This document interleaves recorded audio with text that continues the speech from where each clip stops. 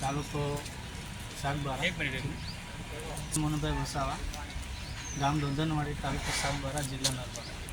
અમે અકાલ વિસ્થાપિત ખેડૂતો છીએ. છેલ્લા વર્ષોથી અમે અમારા બાપ દાદાના સમયથી અમે લોકો ખેતી કરીએ છીએ. ઉમરપાડા તાલુકાની અંદર વડપાડા રેન્જમાં અમે લોકો ખેતી કરીએ છીએ.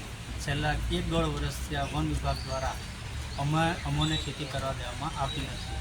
ગયા વર્ષે અમારો ઊભો પાક પણ નષ્ટ કરી નાખવામાં આવ્યો છે.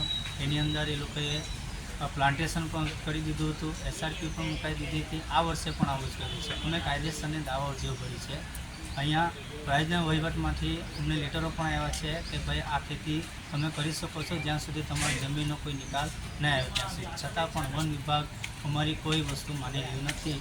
અને જેટલા બી પેપરો છે, જેટલા બી કાગળો અહીંથી આપવામાં આવ્યા છે, કે હાઈકોર્ટનો હુકમ આપવામાં આવ્યો છે, એ પણ ખોટા છે એમ કહીને એ લોકો અમને અમારી સાથે ખોટા ઘણસરમાં કરે છે.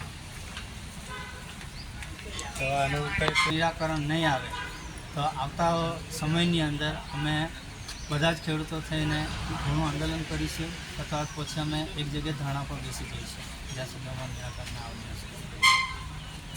અને પ્રાયજના વહીવટદારની કચેરીમાં માંડવી ઉત્તર અને દક્ષિણ એ 2 રેન્જ અને ઉમરપાડા રેન્જ અને વડપાડા રેન્જ એ કુલ 4 રેન્જમાંથી 3471 દાવાઓ કરવામાં આવેલા છે. એમાંથી 1825 દાવા ગીર ફાઉન્ડેશનમાં મોકલવામાં આવેલા છે અને 1646 દાવાઓ પેન્ડિંગ છે. એ દાવાઓ પૈકી જે બી અમારી જોડે અમારા આદિવાસી ભાઈ બહેનો છે દાવેદારો, એ લોકો આજે આવેલા છે. અમારે સરકારને કહેવું છે કે 20 વર્ષ થવા છતાં પણ અમારા લોકોને સનદ કે અધિકારપત્રો ફાળવવામાં નથી આવતા. તો સરકારનું આદિવાસીઓ પ્રત્યે ઓરમાયું વર્તન છે.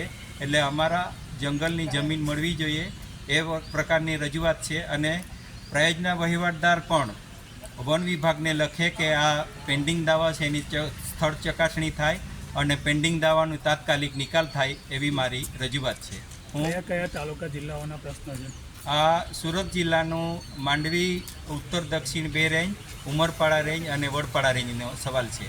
એટલે આ બાબતે તાત્કાલિક સરકાર ધ્યાન લઈને આદિવાસીઓને હક અધિકાર ફાળવે એવી નમ્ર અપીલ છે. હું બહાદુરસિંહ ડી વસાવા, માજી કારોબારી અધ્યક્ષ, નર્મદા જિલ્લા પંચાયત.